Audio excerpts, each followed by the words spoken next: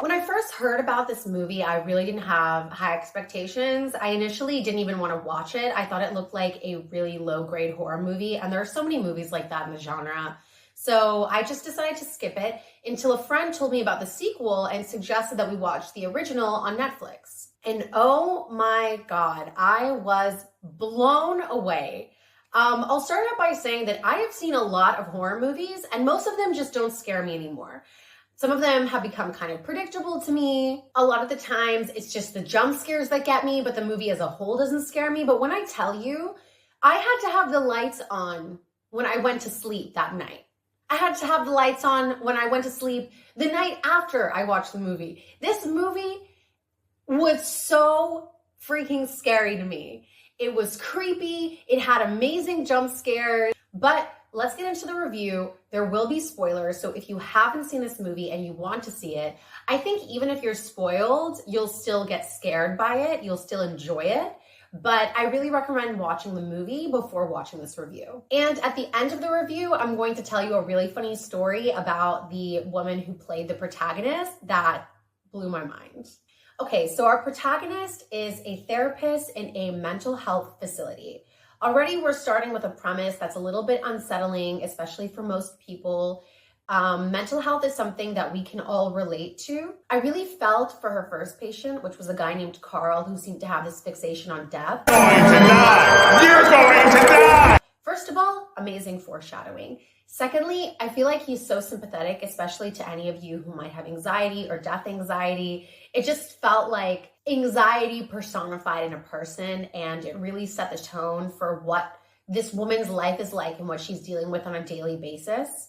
I figured out pretty early on how the evil curse thing transfers. And what I actually really liked about this movie, and what I think a lot of you will like about it, is that stuff gets real very quickly. This is not a slow burn horror movie. It just, boom, you get right into the scares, the creepiness. One thing I have to say about the girl in the movie who was using the promotional material and in the trailer, the one with the smile, that girl's smile was so creepy, and it was much creepier than everyone else's creepy smile in that movie. And I have to wonder, did people tell her whole life that she had kind of a creepy smile? Did she develop that creepy smile? I want to know what the audition process for that was, because they picked the girl with the creepiest smile I have ever seen in my life, and I'm impressed. I also have to add that it was pretty crazy how insensitive everyone in the movie was towards mental illness. That was probably intentional, so when the main character starts to experience all of her kind of curse side effects, we know people wouldn't believe her because they're already so cruel and insensitive towards the mentally ill patients in her facility. When I saw the protagonist's cat, the whole time I was thinking, is this cat going to smile at her? Are they going to put this like super creepy smile on this cat? But in the end, what they ended up doing with her pet cat was so much more horrific. I'm really glad they didn't go the cheesy smile route. That would have been hilarious, but it wouldn't have been scary.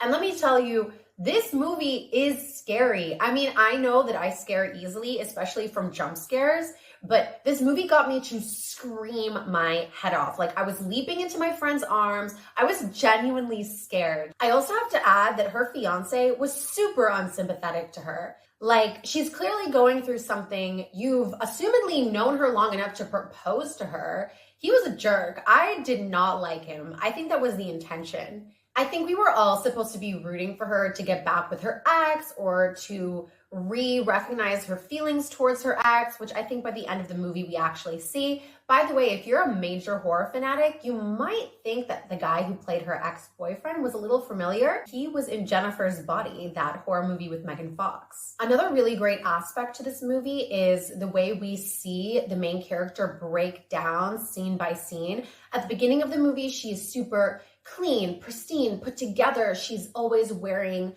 really perfect clothes. She always has her makeup done. Her hair is always tied back really tight. You can tell that she's like an uptight, very controlled type of person. And by the end of the movie, she is a mess. I mean, granted, she is cursed and she is gonna die, but you can really see in the hair and the wardrobe that she is a completely different person by the end of it. I felt like the ending was pretty bittersweet. Major spoilers, she does not manage to escape the curse. She tries, but in the end she dies like everyone else in the curse before her. But she does have a moment where in her head, she's back with her ex-boyfriend and she's talking to him and she's admitting that the trauma that she experienced as a child is what got her to push him away and put up all these walls. So it's kind of interesting how the curse seems to represent trauma because you receive the curse by watching someone off themselves in front of you. But based on what the protagonist experienced, it seems like before you are taken by the curse permanently, you kind of get to resolve the trauma that you had in your life that maybe got the curse to be more effective towards you or target you in the first place. And actually about the monster, I was surprised that they showed its face so clearly at the end of the movie. I thought they showed it a little bit too much. It started to get a little bit too silly, but when it like removes its face and it becomes this, I can only describe it as a smile monster, that was unsettling. Even thinking about it right now is like, it's making me feel sick. But in the best way possible, in the best way that a horror movie can do. Okay, so about the protagonist. I was looking at her throughout the whole movie and I was thinking, she is so familiar. Who is this actress? I know I've seen her somewhere before. So like I always do, I looked her up on Wikipedia, I go through her filmography. I haven't seen anything she's ever been in. And I look at her name is Sosie Bacon. And I'm like, oh, that's funny. Kevin Bacon. Sosie Bacon. She's Kevin Bacon's daughter. And why she looks so familiar? She is the spitting image of her father. Seriously, look at her face again. She has his chin, his eyes, his nose. That's where I knew her from. And she's kind of carrying on the legacy of her father because he was in Friday the 13th, which was an iconic classic horror movie. And she was amazing in this film. You can tell she is not in the industry just because of nepotism. So will I see Smile 2? I'll tell you that it's not really a priority for me because it's not really continuing the story. It's continuing with the curse and it's a whole new cast of characters. I think it's probably a good movie, but I don't really feel compelled to watch it.